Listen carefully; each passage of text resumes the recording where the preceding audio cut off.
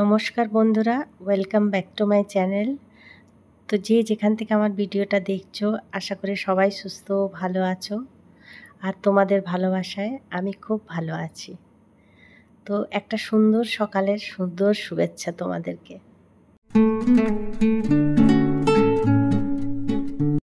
আবার একটা নতুন দিন, একটা নতুন ব্লগ নিয়ে চলে এলাম তোমাদের সামনে।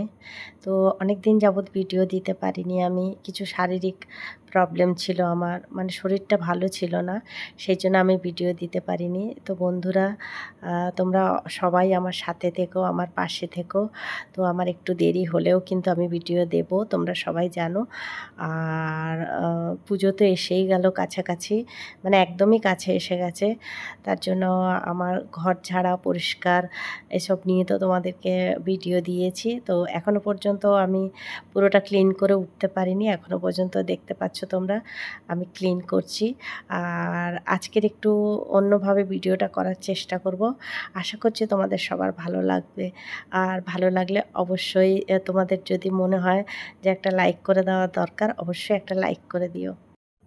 বন্ধুরা, আমার মনে হয় প্রত্যেকটা মানুষের জীবনে এমন একটা সময় আসে যখন নিজের সিদ্ধান্ত নিজেকে নিতে হয়। তো হয়তো আমার জীবনেও এমন একটা সময় এসেছে বা আসতে পারে ভবিষ্যতে, বা এসেছে বলতে পারো, যে আমি নিজের সিদ্ধান্ত সবসময় নিজেই নেওয়ার চেষ্টা করি। আর যদি বলো যে আমি অনেক বিষয় বাবা মার কাছ থেকে সবসময় আমি সাজেশান নিতাম, কিন্তু এখন তো আমার বাবা মা নেই। তো আমার স্বামী আছে, আমি তার কাছ থেকে অবশ্যই সাজেশান নিই যে আমার কোনটা করলে ভালো হবে আর কোনটা করলে ভালো হবে না। আর বিশেষ করে এই সাংসারিক দিক থেকে আমি ভীষণভাবে পজিটিভ।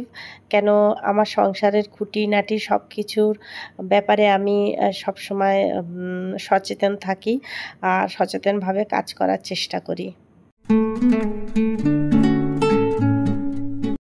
তো সকালবেলা ঘুম থেকে উঠেই দেখো এখানে বসে আমি একটু জল খেয়ে নিলাম। আর আমার একটু অভ্যেস, সকালে ঘুম থেকে উঠলেই আমার একটু জল খেতে হয়, মানে তো বসে একটু সিপ সিপ করে জল খেয়ে নিলাম।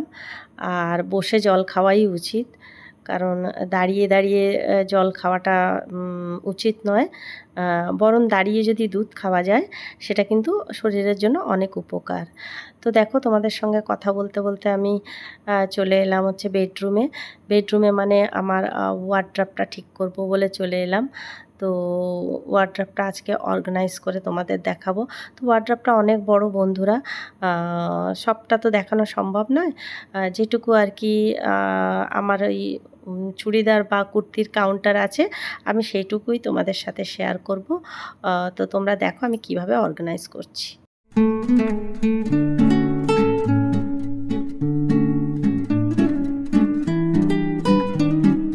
তো বন্ধুরা, বেশিরভাগ দেখবে আমাদের প্রয়োজনের অতিরিক্ত জামা কাপড় হয়ে গেলে তখন দেখবে এদিকে একটা ওদিকে একটা, মানে এই আলমারিতে একটা, এই ওয়ার্ড্রপে একটা, ওই ওয়ার্ড্রপে একটা, এইভাবে আর কি জামা কাপড় আমরা রেখে থাকি। আর ঠিক বেরোবার সময় বা দরকারের সময় কোনো কিছুই কিন্তু খুঁজে পাই না। আর যদি অর্গানাইজটা ঠিকঠাক করে করো বা তুমি একটু খাটনি করে যদি ঠিকঠাক করে গুছিয়ে রাখা যায়, তাহলে কিন্তু সব কিছু হাতের কাছেই পাওয়া যায়। তো আমার ক্ষেত্রে এরকম অনেক হয়েছে। তো নিজের অভিজ্ঞতা থেকেই আমি বলছি। আজ 32-33 বছর সংসার করছি, তো এই সংসার জীবনের অভিজ্ঞতাই তোমাদের সাথে শেয়ার করছি। তো আমি এই যে দেখছো লেগিংসগুলো আমি এই যে এরকম 2-3টে ঝুড়ি কিনেছি আমি। তো সেই ঝুড়িতে আমি পাট পাট করে আর একটা একটা করে ঝুড়িতে লেগিংসগুলো সাজিয়ে রেখে দিলাম, যাতে আমি যখন কোথাও বেরোবো তখন তাড়াহুড়ো সময় হলেও আমি যেন হাতের কাছে পেয়ে যাই। আর এই যে তোমরা চুড়িদারগুলো দেখছো, এগুলো 3 পিস। এগুলো আমি জামার সাথে প্যান্ট ওড়না দুটোই রেখে দেবো, কারণ প্যান্ট আর ওড়না যদি আমি অন্য জায়গায় মানে আলাদা জায়গায় রাখি তখন আমাকে জামাটা খুঁজতে গেলে আবার প্যান্ট ওড়না আলাদা করে খুঁজতে হবে। তো এই জন্য আমাকে যাতে এগুলো বেশি খুঁজতে না হয়, হাতের কাছেই প্রয়োজন হলেই আমি পেয়ে যাই।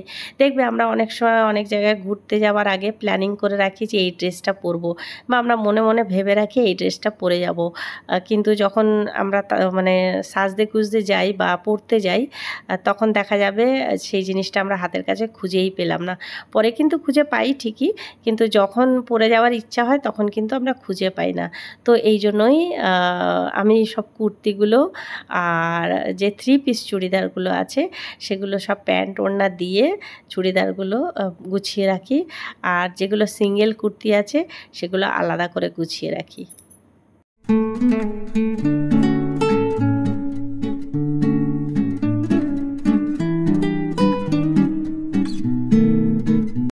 তো আজকে শুধু এই চুড়িদারের কাউন্টারটাই তোমাদের সাথে শেয়ার করতে পারলাম, সবটা শেয়ার করতে পারলাম না। আর এই যে দেখো সিঙ্গেল কুর্তিগুলো আমি এখানে ভাঁজ করে করে রেখে দিয়েছি, পাট করে করে রেখে দিয়েছি। আর আমার একটা অভ্যাস আছে, আমি কাচার পরে কমফর্ট দিয়ে তারপরে ভাঁজ করে রেখে দিই, কিন্তু যখন প্রয়োজন হয় মানে যখন পরে যাব তার আগে একটু আয়রন করে নিয়ে আর পরি। আর দেখো আজকের আমাদের যে মেড সে আসেনি, মানে কাজের লোক আসেনি, তো এই জন্য রান্নাঘরের প্রায় কাজই আমাকে করতে হচ্ছে, বাসন মাজা রান্না করা সবই করতে হচ্ছে। আর বাইরের কাজগুলো বৌমা করছে। বৌমা যেমন উঠোন ফুটন ধোয়াধুয়ি হয় আমাদের রোজ, তো এই উঠোন ধোয়ার কাজটা বৌমা করছে এখন। আর আমি তো পুজো দিয়ে স্নান করে তারপরে পুজো দিতে যাব। তো এই যে স্নান করে আমি চলে এসেছি, তো জামা কাপড়গুলো মেলে দিয়ে তারপরে আমি ফুল তুলতে চলে যাব। আর গাছে দেখো একটাও ফুল নেই, তোমাদের আমি গাছটাকে দেখাচ্ছি, দাঁড়াও ব্যাক ক্যামেরা করে তোমাদের দেখাচ্ছি। দেখো একটাও ফুল নেই। তো একটা কোনায় একটা লাল রকম আমি ফুল দেখলাম, লাল ফুল, তো ওটা ঘটের মুখে আমাকে দিতে হবে। আর এই যে কটা সাদা ফুল ফুটেছে, তো এই সাদা ফুল আর লাল ফুল দিয়েই আমি পুজো দেব। তো লাল ফুল একটাই ফুটেছে, ওটা লক্ষ্মীর ঘটে দেব, আর সাদা ফুল দেব, দিয়ে পুজো দেব। তো ফুল কম হোক কিন্তু ভগবানের প্রতি ভক্তি যেন সবসময় বেশি থাকে, ওটা যেন কখনো না কমে। তো দেখো আমি এখানে বাসন টাসন মেজে আর পুজো দিয়ে নিলাম। আর সন্ধেবেলা এই যে চলে এসেছি আবার তোমাদের সাথে দেখা করতে। তো সন্ধে দেখাতে যাব বলে সিঁড়ির লাইটটা জ্বেলে দিয়েছি, দিয়ে আর এই যে চলো সন্ধে দেখিয়ে নিই।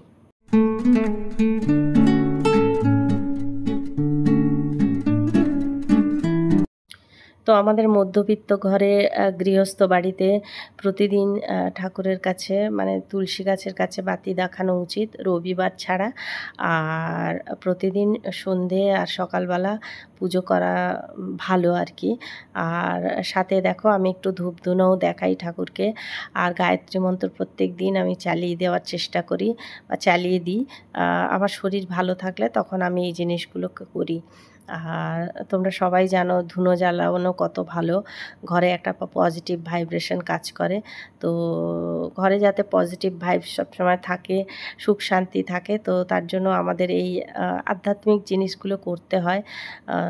তো এইবার চলে এলাম রান্নাঘরে, সন্ধে দেওয়া আমার কমপ্লিট, চা করব বলে চলে এসেছি। তো সবার জন্যই চা করব, কিন্তু তোমরা জানো আমি তো দুধ দিয়ে চা খাই না, গ্রিন টি খাই। আর চা করব, সাথে একটু আমি পরোটাও করে নেব টিফিন খাওয়ার জন্য। তো আমরা এই বিকেলবেলা একটু পরোটা আর ঘুগনি টিফিন খাবো। ঘুগনিটা বৌমা বানাবে আর আমি পরোটা কটা বানিয়ে নেব। তো বন্ধুরা আজকের ভিডিওটা আমি এখানেই শেষ করছি। ভিডিওটা তোমাদের কেমন লেগেছে অবশ্যই কমেন্ট করে বলো। যদি তোমাদের মনে হয় যে আমাকে একটা সাবস্ক্রাইব করা যায় বা আমি ইউটিউবে একটুও জায়গা করতে পারি, তোমাদের যদি মনে হয় আমাকে একটা সাবস্ক্রাইব করতে পারো তাহলে একটা সাবস্ক্রাইব করে দিও। তোমাদের প্রতি অনেক অনেক ভালোবাসা, যারা সবসময় আমার ভিডিও দেখছো তাদের প্রতি আমার অনেক ভালোবাসা, আন্তরিক ভাবে ভালোবাসা তাদের প্রতি রইল। আর সবাই একটু আমার সাথে থেকো, আমার পাশে থেকো। আর যারা যারা আমার ভিডিও দেখছো তাদেরকে অনেক অনেক ধন্যবাদ আর অনেক অনেক ভালোবাসা। তো আবার চলে আসবো নতুন একটা ভিডিও নিয়ে। আজকের মতন সবাইকে বিদায় জানিয়ে ভিডিওটা শেষ করলাম। সবাই ভালো থেকো।